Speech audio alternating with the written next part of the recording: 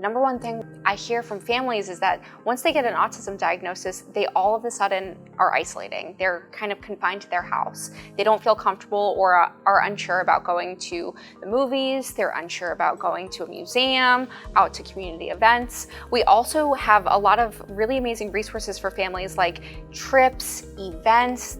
So we hold those events and we allow our RBTs to support the clients. The families are invited at no cost to them, and we make it a learning experience. And so with every trip, we make sure that the kids are learning something, the parents are learning something, the RBTs are learning, because sometimes the BCBAs are there, and it does not have to be the BCBA that supervises them. There are BCBAs that volunteer just to go on these trips to support the clients at the clinic. Also, we support families with transportation. So we have so many clients that are in schools and the family can't get to them soon enough. So we get transportation to help with the family and bring the client to the home where the RBT will treat the client. And so the RBT will actually meet the client at the school, and the transportation service will transport them back to the home for services. So I think that's wonderful. So it's not just being confined to a center. Families can certainly come and drop their child off at the center, but then we do outings and trips to local parks.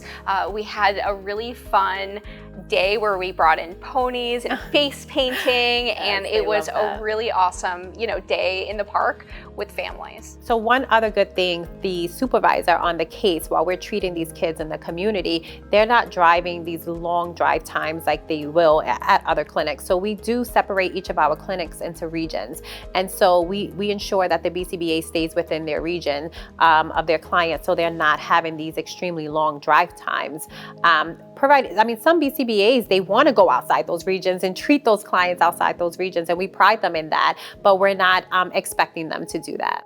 Some agencies have very large service areas where they might be driving all over the state. I know that is very common, especially with home-based services, home-based service providers that are unfortunately getting fewer and fewer throughout the country. We're seeing a big emphasis on an in-clinic model only.